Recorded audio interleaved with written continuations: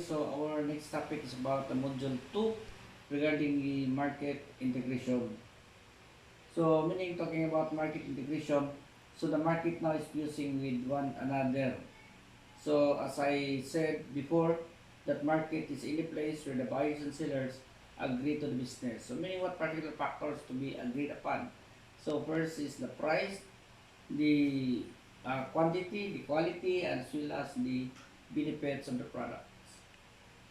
So, meaning for the market integration, we have the learning outcomes. We are guided with the learning outcomes.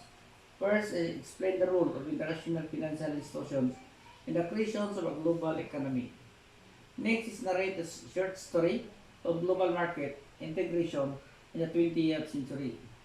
Third is to identify the attributes of global corporations. So, meaning this is the learning outcome.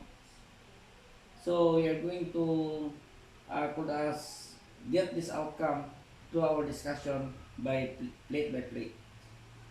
So that is a situation in which separate markets for same products become one single market.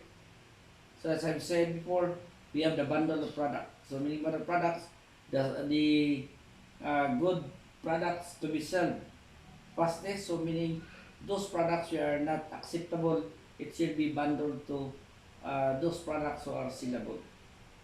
So before, there was a bundle product. When you buy the brace or tie, inside uh, the pouch of the brace or tie, so there's a kulas platito o kaya there's a plate. So meaning when an import tax is one of the market is removed. So meaning that is called as separate market. So meaning import products is one of the market is removed. Next is about we have the international financial institutions. We have the World Bank, the IMF and EDB. So meaning World Bank, IMF and EDB, the IMF was established after the World War II. The reason why the IMF established because the members, the UN members country will be pull their money and also they agree that the money to be used is in dollar. So meaning Philippines pull their money to the IMF. IMF in short that is considered as cooperative.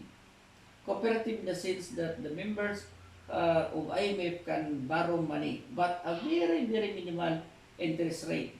So since that is a very minimal interest rate, so meaning the IMF created a bank that is called as World Bank, meaning the interest rate is higher than the IMF. So meaning if you cannot borrow the IMF, so you borrow the World Bank. Like for example, Philippines is borrowing money to the IMF and the World Bank. And also next is about the ADB, the Asian Development Bank. So meaning Asian Development Bank is a bank helping the members UN countries. Next we have the private. So meaning the private institution, like for example the banking private and also the other lending institutions. Next is IGO, the International Government Organization. And also the other one, the Citigroup and Maryland. So next is about we have the three periods of global corporations. We have the trade and exchanges, colonialism and imperialism, American, Japanese, and European corporations. So talking about the trade and exchanges, so meaning you can sell and you can accept products from other country. So that is a vice versa. Colonialism and imperialism. So meaning for the imperialism, so meaning Filipinos is shouting the straight about the Philippine government is an called as it's a part of imperialism of the US. So why imperialism US? Because US that is a very called as strong country. So according to them, if you are the called as uh, following the imperialism, so meaning you are following the instruction of the of the American government. So like for example, there are a lot of cases by the American, but in a short period of time, So after that, so meaning it will be released by the government. The American, Japanese, and European corporations. So this American, Japanese, European is a member of G7. When you're talking about the G7, that is a membership of those corporations which is very strong corporation. So they are the strong corporation, the American, the Japanese, and European. So that is a G7, including the Russia, so Australia, Canada. So that is called as.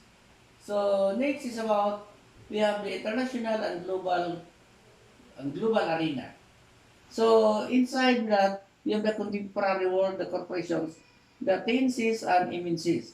Meaning that TNCs, the transnational corporation, having the mother company with other countries and operating with other country, like for example in the Philippines, as a branch. While the multinational corporation, like for example Jollibee is based in the Philippines, but operating with other country through franchisee. So meaning the owner is not Jollibee in the Philippines, but the people living in the particular country through franchise business. So McDonald's is from USA, but operating in the other country as franchise. So the same story, the owner of McDonald's in, for example, in Butuan, is not the McDonald's in USA, but is a franchisee, sorry. So that is for international companies and global companies. So international companies, talking about the importers. So importers, so meaning you import the products from other countries and sell it in the local community, in the local country. But whereas in the global companies, invested in and present in many companies. So meaning this, they invest money. And also the other one, exporters. Many exporters, so meaning the surplus of products, for example, the Philippines will be sold to the other countries. Exporters. Also market in global companies, market products and services to its individual local market. So meaning they concentrated in the products and services to its individual in the local market. So meaning there's a money investment. So but whereas international companies, no investment outside home country. So meaning no investment outside home country. So meaning your business, your activities is only more on importers, you as importers, and the other one is exporters. So meaning no investment with other company. You only sell the products and you accept the products for local consumption. Next is the MNCs and the NCs. So look at the difference between the two. MNCs, they have investment in other countries, but do not have coordinated product offerings in each country. So like for example, Jollibee. Jollibee is a localized product. So Jollibee Philippines is not the same with other Jollibee in the other countries. So lalahin siya. But transnational corporation, they are more complex organizations which have invested in foreign operations.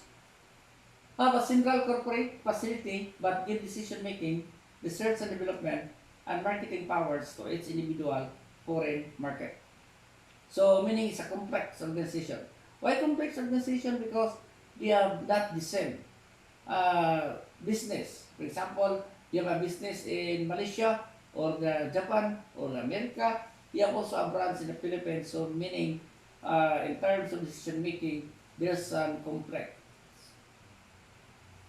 Next is the example of exchanges linked to market integration. Was electric telegraph post lines often run along the way railroads networks. Telegraph system were established in most countries, including the major markets of British India until 1854, meaning the electric telegraph post lines often run along the new railroad. So meaning, talking about that, the company now is asking support with other company, riding on the other company to do business with other countries. So when resulting international information network was crucial in communicating data surprises and price movements, reducing the cost of making deals and transactions. Next is opening of the Suez Canal, which linked the Mediterranean Sea by way of Egypt to the Red Sea. Now selling from Europe to Asia could take the new shortcut rather than sell all the way around Africa. So meaning the construction of canal of the sea.